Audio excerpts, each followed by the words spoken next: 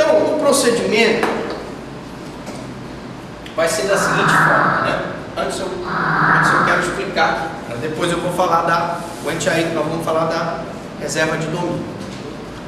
Senhores, o juiz manda, a pessoa, a parte interessada, vai entrar com a restauração de autos, certo?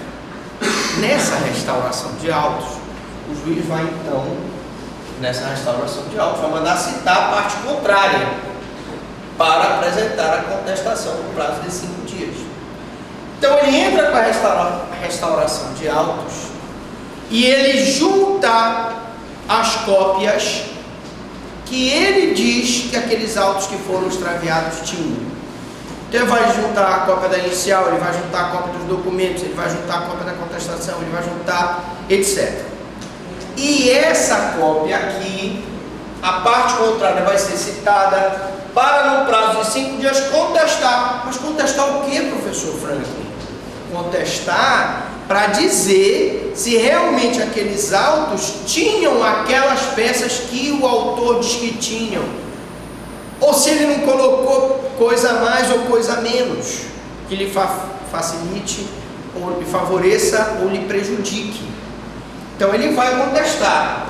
Qual a consequência dele não contestar? Presumir serão verdadeiros os fatos. Se o autor disser que tinha laudo, se o autor disser que tinha depoimento de testemunha, se o autor disser que tinha uma vistoria judicial, tudo isso será considerado verdadeiro, porque não foi contestado. E aí o juiz terá 5 dias para a sentença. Então a restauração de autos, muito parecida com a habilitação. Citação, 5 dias para a contestação, 5 dias para a sentença. Dessa sentença, senhores, cabe recurso de apelação. E o efeito é devolutivo e suspensivo, porque aqui não temos nenhuma hipótese em que a apelação perde o efeito suspensivo. Beleza pura? Amor da minha vida. Vamos falar agora das vendas a crédito com reserva de domínio. Assunto da mais alta importância. Estamos falando um pouquinho mais rápido hoje, porque temos muita coisa ainda para ver nessa aula de hoje. Tudo que você queria saber sobre a venda com reserva de domínio e nunca teve coragem de perguntar. Olha a cara daquele cidadão, ele está assustado, está de boca aberta, estático. Gente, olha, a venda com cláusula de reserva de domínio é muito simples. Você vende um imóvel e você diz pro nosso amigo: vou vender pro Pena. Pena, olha para cá, Pena. Tá olhando para a saia da menina, olha para cá. Ficou envergonhado. Não faça isso com ele é um rapaz sério. Pena, eu vou vender o imóvel para ti, tu não tens condições de pagar à vista, tu vais pagar parcelado. Eu digo: tudo bem, vai pagar parcelado? Beleza, mas vamos fazer o seguinte: eu vou colocar uma cláusula que eu só vou dar a quitação do imóvel, só vou passar a propriedade, a escritura pública para o teu nome quando tu quitares a última parcela. Aí tu vai dizer: pô, tudo bem, beleza. Aí a gente assina um contrato, né? O problema é que o Pena pode atrasar esse contrato, não pode? O Pena pode atrasar esse contrato? Isso acontece muito. Você vai comprar um imóvel da Caixa, você vai comprar um imóvel de uma pessoa, não tem dinheiro, vai comprar, primeiro vai pagando devagar, dá uma entrada, vai pagando, e aí quando você quita, você vai lá e se agora eu quero a escritura pública. Beleza. Nós vimos inclusive na aula passada que se eu quitar e o dono não quiser me entregar, eu vou entrar com uma açãozinha muito famosa, ação de adjudicação compulsória.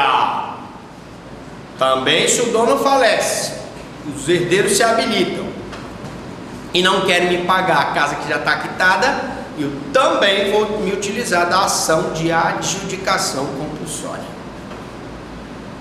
Tá, mas e aí?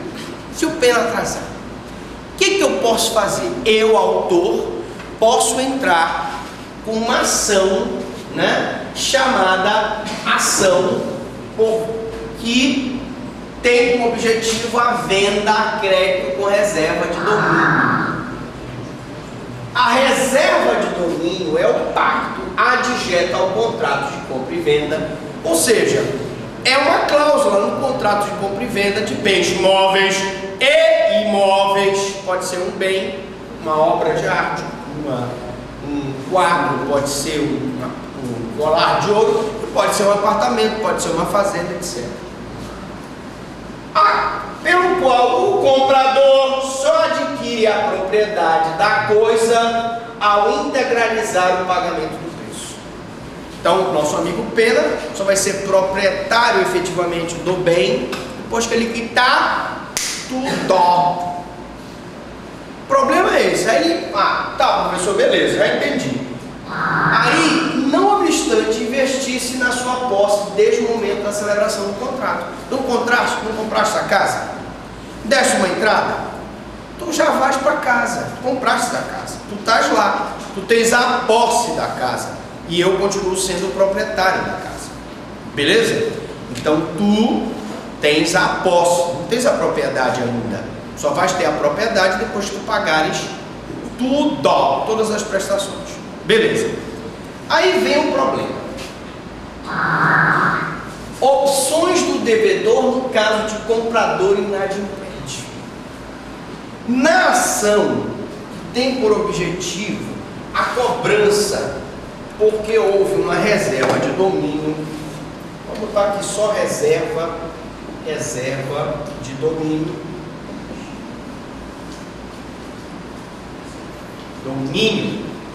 Eu tenho dois principais pedidos que eu posso fazer. O primeiro pedido é manter o contrato e executar as prestações atrasadas.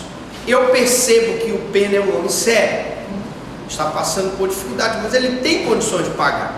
Então eu mantenho a venda para ele e vou cobrar as prestações atrasadas. Então, no primeiro momento, eu vou cobrar as prestações atrasadas. Tá? Olha, não se esqueçam que aqui é procedimento especial, tá? Não estranho, eu falei, são 5 dias mesmo na ação de habilitação e na restauração de autos. Prazo normal para contestação no processo ordinário quanto é? 15 dias, tá? Então aqui, senhores, eu posso cobrar as prestações, ou se eu achar que o nosso amigo Pena não tem condições de pagar, eu vou rescindir o contrato e reintegrar-se na posse da coisa. Vou rescindir o contrato e vou me reintegrar na posse. O problema é esse. Nosso amigo Pena está no imóvel. Para eu me reintegrar na posse, eu tenho que entrar com uma emissão de posse. Por que emissão de posse e não possessória? Boa pergunta. Por que eu tenho que entrar com uma emissão de posse e não ação possessória? Por que eu entro com uma ação petitória e não uma ação possessória? Porque o meu direito se baseia na propriedade. Eu sou proprietário. E a ação possessória só se baseia na posse. Se invadir o terreno do Pena, quando ele ainda não quitou a casa, ele sim vai usar uma ação possessória, ou de manutenção de posse, ou reintegração de posse, ou de interdito proibitório, conforme o caso. Mais maiores detalhes, olhem a aula de reintegração de ações possessórias. Tá? Então preste atenção. O problema todo é que nessa citação aqui, se eu pedir a cobrança das prestações, o Pena vai ser citado para contestar, né? E nessa contestação, ele pode, na contestação, fazer a contestação e imediatamente uma reconvenção questionando o valor das prestações. A acontece muito com a Caixa Econômica Federal. Ou pior, ele pode entrar com uma consignação de pagamento para consignar as prestações em juízo até que o juiz decida se o valor que ele está pagando é correto ou não, o valor que está sendo cobrado é correto ou não. Bom, então preste atenção. Aí, aqui eu não tenho a possibilidade, que aqui nós temos aqui uma matéria de direito, não tem a possibilidade de instrução processual. O juiz então vai sentenciar e dessa sentença vai haver apelação e efeito definitivo e efeito suspensivo. Mesma situação. Mas tem uns detalhes aqui.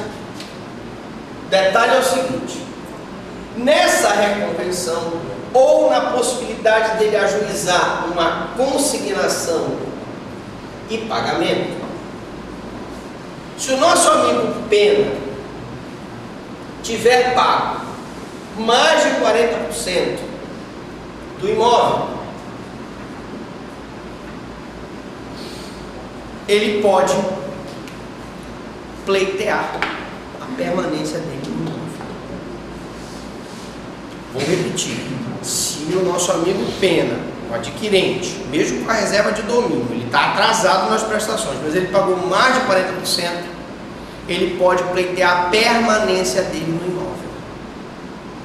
Se ele pagou menos de 40%, não tem nada para ele. Ele vai realmente ter que pagar os atrasados e sair da casa porque ele não pagou. Se ele pagou mais de 40%, ele pode permanecer no imóvel pagando as prestações em atraso. Beleza? Se ele pagou menos de 40%, então mais de 40% permanece no imóvel. Menos de 40% sai do imóvel. Mas professor, sai de mão abanando? Não. Calma lá. Porque um aluno me falou numa aula aí que eu dei: professor, o cara pagou, dividiu em prestações, não pagou o restante, vai perder as prestações pagas. Não é bem assim. O valor que ele pagou, menos de 40%, ele será restituído, descontando juros, correção monetária, honorários advocatícios, cláusula penal. E geralmente tem uma cláusula penal no contrato, que diz que se o adquirente não pagar ou atrasar, ele vai pagar uma multa de X. E essa cláusula penal é cobrada. Então, o Pena, do valor que ele pagou, ele vai ter descontado do valor pago, ele vai descontar as custas, né, com a ação, os honorários e a cláusula penal, se tiver cláusula penal. Cláusula penal é a estipulação de uma multa em favor do proprietário do imóvel. Deu para entender aqui? Vamos recapitular então. Opções do devedor no caso do comprador inadimplente. Eu entro com uma ação de reserva de domínio, né? Ou cobrando as prestações atrasadas, mantendo o contrato, ou rescindindo o contrato e pedindo a reintegração de posse. Nosso amigo Pena será citado para em 5 dias contestar. Ele pode contestar através, e já numa reconvenção, dizer que o valor que está sendo cobrado de prestação aumentou muito, ou consignar em pagamento os valores das prestações. Ou simplesmente dizer: não, eu paguei mais de 40% do imóvel, eu quero permanecer no imóvel e pagar o restante das prestações. Mas se ele tiver menos de 40%, será deferida a reintegração de posse e, consequentemente, o Pena terá que sair do imóvel e pagar o valor que ele deve. Se ele ficou com saldo, vai ser devolvido o que ele pagou, menos custas processuais, honorários advocatícios e cláusula penal. Custas processuais envolvem juros, correções, perdas e danos, etc. Tá? Fora a indenização. indenização que ele poderá pagar pela por eventuais danos que ele possa ter causado ao imóvel. Beleza? Pura, tranquilo, fácil. Beleza. Neste caso, deve-se observar o procedimento em estudo. Esse procedimento aqui, ó. Ação por reserva de domínio, citação. Na ação de reserva, ou ele mantém o contrato e cobra as prestações, ou ele rescinde o contrato e se reintegra. Citação está 5 dias, contestação. Contestação, ele pode arguir que pagou já 40% para permanecer no imóvel, pagar o resto, ou sair do imóvel porque ele só pegou menos de 40%. Se ele pagou o valor pago, vai ser descontado custos, honorários e demais despesas, e ele será restituído pelo credor para que o credor possa ser emitido na posse. Sai aí a sentença, dessa sentença cabe apelação, tem efeito suspensivo, porque não é caso de suspensão do efeito da apelação. E aqui a jurisprudência. A venda de crédito com reserva de domínio e as possibilidades do credor face à inadimplência do devedor. Processual civil, ação de busca e apreensão. Autor, domiciliado no estrangeiro. Caução, inexigibilidade. Na venda a prazo com reserva de domínio, revelando-se inadimplente o devedor, o credor pode requerer a apreensão e depósito da coisa vendida. Presta atenção, mas espera aí, professor. Apreensão e depósito da coisa vendida? Mas só apreensão e depósito se a coisa vendida for uma coisa móvel. Sim, ele pode requerer. É um quadro, é uma obra de arte, ele vai requerer a apreensão da coisa. Então aqui, professor, o senhor explicou a bem móvel, né? Mas eu poderia buscar aqui uma apreensão e depósito da coisa vendida. A coisa fica depositada até que se questione se ele vai ser emitido na posse, até que se questione os valores que o devedor pagou, etc.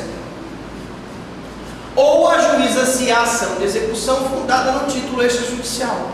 Professor, que título extrajudicial é esse? Confirmaste um contrato com ele? Ele não está inadimplente, ele está com a prestação atrasada? Tu não pode cobrar através do contrato essas prestações em atraso? Tu não vai entrar uma ação de cobrança dessas parcelas que ele está inadimplente, tá? Mas isso aqui, tá? Previsto no CPC, artigo 1070, não há como exigir a caução no primeiro caso. Qual é o primeiro caso?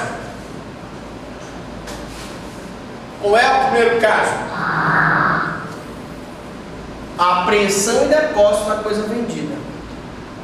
Porque se a coisa vendida já está apreendida, por que eu vou então pedir a caução? Se a garantia já está lá. Tu entendes? Agora, o nosso amigo Pena, que é devedor, ele pode consignar muito bem o que ele deve no juízo.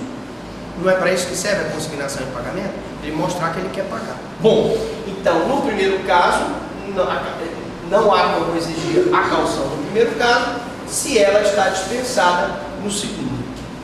Tá certo? Bom, agora vamos falar um assunto. Daí nós temos aí, relatado pelo ministro Ari Gendler, diário 16 de 6 de 2003, recurso especial conhecido e provido, recurso especial 660.437, quarta turma, é o ministro César Asfor Rocha, 4 de 11 de 04. Vamos falar da arbitragem. Diga. Uma vez que a gente fez a venda dela, depois de um tempo, a gente ficou sabendo que a gente não conseguia passar o imóvel para o apartamento dela, para o nome dela, ela pagou, deu a entrada, entrou no apartamento, ela chegou a alugar, só que a gente não conseguia continuar a transação porque a construtora devia o IPTU. E a gente não conseguia passar adiante. Ela continuou pagando, ela continuou pagando, mas ela não vai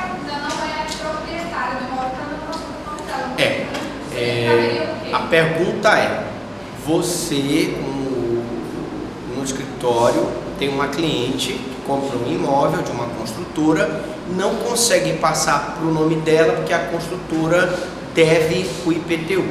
Bom, primeira solução mais fácil. Ela iria perante a construtora, viria qual é o débito do IPTU da construtora, pagaria o IPTU no nome da construtora, em nome da construtora, e descontaria as parcelas que ela ainda tem para pagar do imóvel. Tipo, vamos supor que o débito do IPTU seja R$10 mil.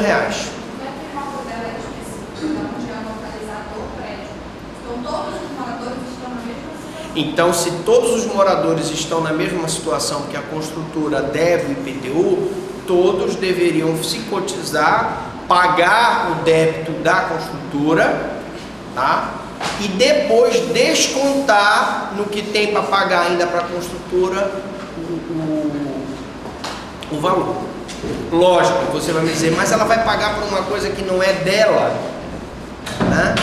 Mas ela pode ter uma compensação. Se ela está pagando, a construtora está com a reserva de domínio, ela paga prestações periódicas e ela quer o imóvel para o nome dela, ela tem que dar um jeito de pagar realmente o IPTU, os débitos que constam da construtora, e depois ela desconta, por uma situação de compensação, ela desconta esses valores no valor que ela tem que pagar de prestação para a construtora, para ela ter logo o imóvel no nome dela. Se ela já tiver quitado, é o caso dela pagar o IPTU e depois ter o direito de regresso contra a construtora. É a forma mais fácil, porque tu podes tentar compelir a construtora a pagar o IPTU, mas isso tem que ser feito pela própria prefeitura. Tem que fazer uma representação para a procuradoria do município para que eles cobrassem o IPTU da construtora, para a prefeitura, para a construtora pagar o IPTU para estar livre, para poder desonerar o bem, para poder passar para quem de direito. Bom, arbitragem, muito bom. A arbitragem nós adicionamos também na nossa aula de procedimentos especiais. A arbitragem, ela não está especificamente prevista no Código Civil, ela está prevista na Lei 9.307/96, a Lei de Arbitragem, que diz o seguinte: as pessoas capazes de contratar, ou seja, a pessoa que tem capacidade, né, maior de 18 anos, né, não tem nenhum problema mental, desenvolvimento mental incompleto ou retardado, não está interditado, poderão valer-se da arbitragem para dirimir litígios relativos a direitos patrimoniais disponíveis. Professor, quer dizer que a arbitragem é uma forma extrajudicial de resolver litígios patrimoniais disponíveis. Quer dizer que ela não se aplica a direitos patrimoniais indisponíveis, não. Tu não pode negociar, por exemplo, na arbitragem, uma questão relacionada à investigação de paternidade, porque a investigação de paternidade é um bem patrimonial indisponível. O direito que tem o filho a receber a pensão do pai é um direito patrimonial indisponível, inegociável. Então preste atenção: qualquer tipo de contrato você pode fazer no contrato e dizer o seguinte: no contrato eu vou estipular que, ao invés de nós ajuizarmos, se houver algum litígio, para resolver esse problema contratual, eu vou então vou instituir aqui com você que nós vamos resolver através de arbitragem. O que é arbitragem? É a nomeação de um árbitro, uma pessoa que é conhecida das partes e as partes têm confiança para resolver aquele litígio. Aquele árbitro vai funcionar como um juiz e vai decidir aquele processo. Então vamos só explicar primeiro. Qualquer pessoa capaz de contratar pode valer-se da arbitragem, que é uma forma extrajudicial de resolver o litígio, mas esse litígio só pode ser relativo a bens e direitos patrimoniais disponíveis. Qualquer contrato, compra e venda, doação, enfim, que seja disponível. interessadas podem submeter-se à solução de seus litígios ao juiz arbitral mediante cláusula compromissória ou compromisso arbitral. Tem uma diferença muito interessante, eu vou apagar aqui, entre a cláusula compromissória e o compromisso arbitral. A cláusula compromissória é uma cláusula inserida no contrato entre as partes antes de haver um litígio, para que, em caso de futuro litígio, eu posso resolver o contrato o litígio do contrato através de arbitragem. Tá? Já o compromisso arbitral, o litígio já foi instaurado e eu assumo um compromisso com a outra parte de que aquele nosso litígio já instaurado será resolvido por um árbitro. Vamos repetir de novo. Cláusula compromissória é uma cláusula que está no contrato que você celebrou, que versa sobre um bem patrimonial disponível e que está estipulando que, quando houver litígio futuro naquele contrato, eu vou resolver através da arbitragem. E o compromisso arbitral já não é isso, não existe, ele não é anterior, ele é posterior ao litígio. Já há um litígio entre as partes sobre bem disponível, patrimonial disponível, e as partes fazem um compromisso arbitral, elas acordam que aquele litígio será resolvido por um árbitro. Bom, aí eu tenho, considera-se instituída a arbitragem quando aceita a nomeação pelo árbitro. Quando o árbitro aceita a nomeação, está constituída a arbitragem. O problema é que eu posso ter a nomeação de 3 árbitros. Se 2 derem favorável a um, o A, e um só der favorável ao B, o A vai ganhar a disputa na arbitragem. Mas o problema é que eu posso ter 4 árbitros. E se 2 derem favorável A e 2 derem favorável B, eu tenho um empate. E como é que se soluciona o empate na arbitragem? Qualquer um dos árbitros poderia, todos eles, os 4 árbitros, nomear um quinto para resolver o problema. E se não houvesse consenso em relação ao quinto árbitro, teria que se submeter ao juiz de direito. Tá? Preste muita atenção que a arbitragem funciona mais ou menos da seguinte forma, para a gente poder ilustrar. Eu celebro um contrato sobre bens patrimoniais disponíveis.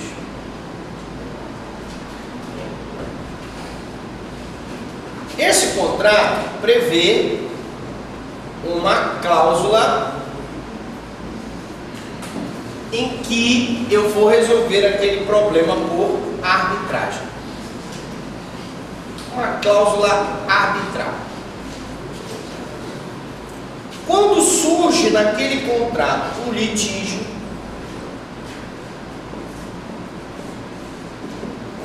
eu submeto aquele contrato à arbitragem.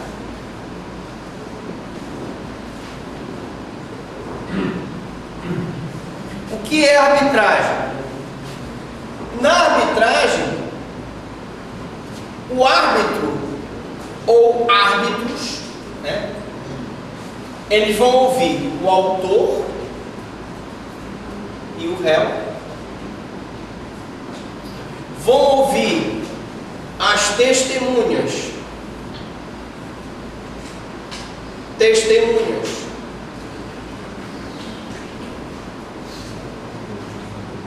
do autor e do réu,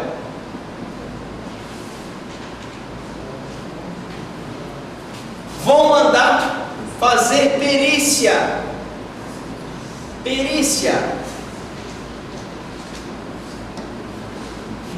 e vão dar a decisão. Essa decisão, senhores, é título executivo judicial. Mas como professor judicial?